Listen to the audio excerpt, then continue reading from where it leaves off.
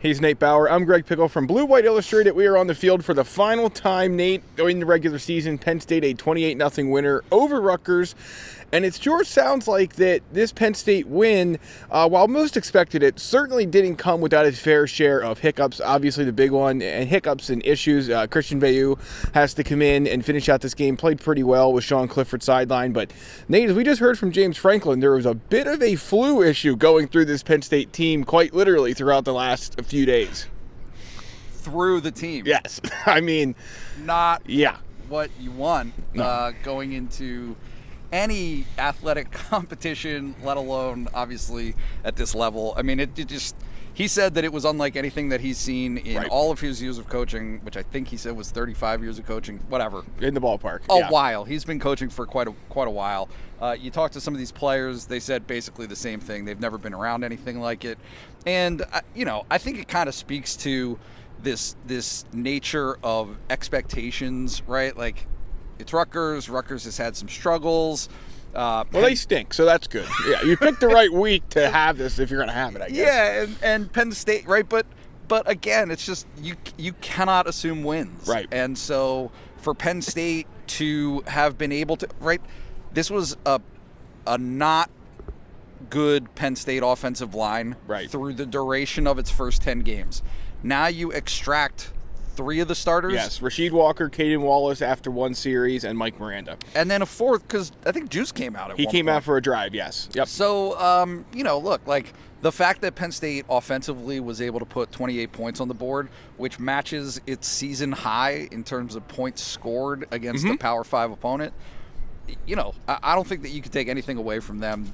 It wasn't by any means a sterling performance, but it was enough to get the job done. So on Friday night, walk-on Mason Stahl, who finished this game at quarterback for Penn State, was going to be the starter. They did not have a scholarship quarterback available to close this week. James Franklin saying that Christian Veilleux eventually passed whatever tests with the doctors, trainers that he needed to. Sean Clifford obviously did as well. Was on IVs during warm-ups and getting fluids. That's why he didn't come out for those. Did come out for the senior day ceremony. So if you saw my erroneous tweets, I apologize for that. But saw him for just 4 series, I believe it was. Not his sharpest day, obviously. Not feeling well. Seemed to maybe bang something else up during this. So you turn to Christian Veilleux, and we can't go any further without stopping to discuss this moment of hindsight and whatever you want to call it that's going to come up now that Penn State played Christian Veilleux. He did very well compared to what we saw with Taquan Roberson in Iowa. That's going to be discussed, I think.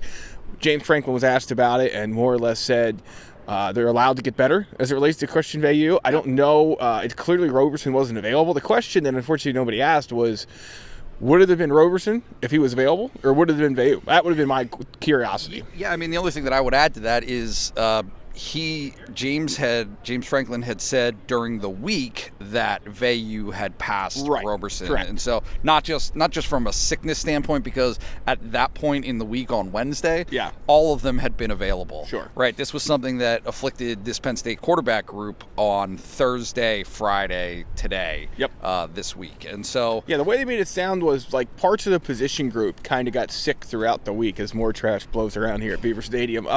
It kind of started with one group, then went to another, then went to another, then went to another. Yeah, literally defense had gotten it, I think, early in the week, and that started to clear itself up.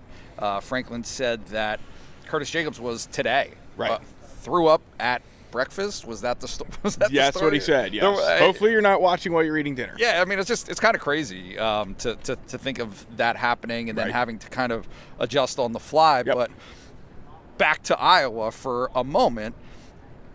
Veilleux wasn't ready at the time. In their opinion, they are paid to make those decisions, and certainly in the comparison arena, it's just not comparable to say, Christian Veilleux. We're talking to you, Lions Den members who are already on. I'm sure there's a thread. We're going to check as soon as we get up.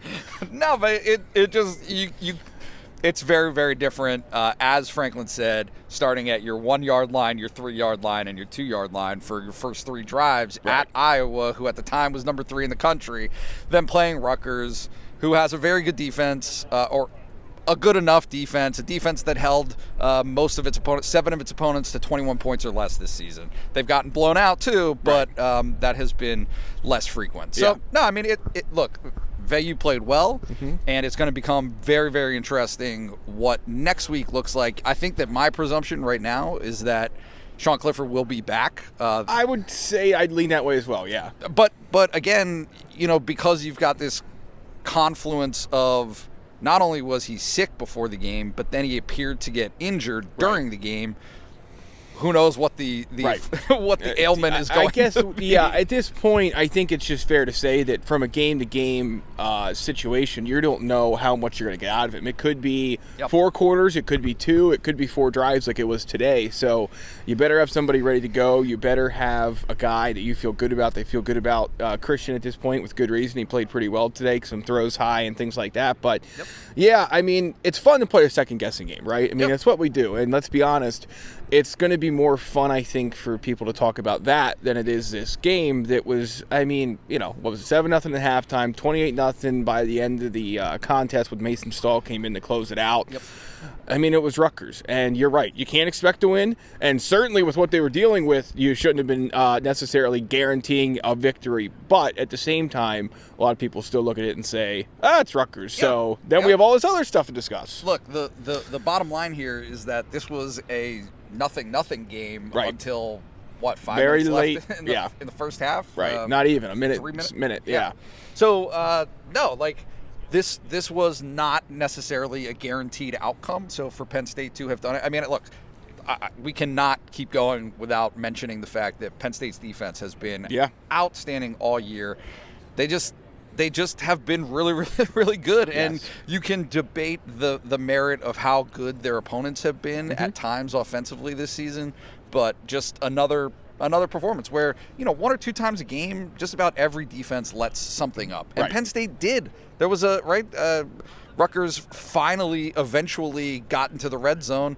They still clamped down. Right? They still get a sack fumble to get the ball back. So they just they have been absolutely as good as advertised this season. Penn State going to Michigan State next Saturday. The Spartans were just absolutely destroyed against Ohio State. Crushed. 18 points was that spread. It was not nearly enough. So we'll find out what kind of team the Spartans, the Lions, are facing next week. But it's going to be another week of questions. There's no guarantee that these issues don't go away. And I know James Franklin is not going to talk about illness and injuries and all that kind of stuff. But it's going to have to be something that factors into the lead up of this game. It's a short week with the holiday, and it'll be interesting. There's no doubt about that. Yeah, no, this is never a dull team for the most part. It is such a fascinating team in the sense of before this game started and before that Michigan State game started at Ohio State today. The assumption was that Penn State would go to Michigan State and lose, and probably lose by a decent amount. I'm not sure that everyone feels that way now, right? Not that Penn State showed anything different from what they normally show. This is the exact same team, right? The performance that they had today was the exact same as they have had all season. But now, if you're doing the apples and apples and the rate of relativity, Penn State played at Ohio State and did pretty well. Michigan State just got the doors blown off at Ohio State. What does that mean for next week at Michigan State? I don't know exactly, but probably depends in large part who's on the field. That'll be the first thing. For sure. But these guys are they're competitive. It doesn't mean that they're going to win every game, but they're probably going to be competitive again against the Michigan State team that, really also is not lighting anyone up, and today got lit up themselves. Well, next time Nate and I will talk to you all will be from East Lansing Spartan Stadium. Kickoff set for either 3:30 or 4. We don't know yet, nor do we care, because it's not noon for like the 5th time in a row. That's going to be great. He's Nate Bauer. I'm Greg Pickel from Blue White Illustrated. Visit us to read all about Penn State's win over Rutgers, recruiting, basketball, wrestling, and more. It's bluewhiteillustrated.com. Happy Thanksgiving from us to you. That was really next week. That was really good. Nice job. And now let's get out of the cold. Okay.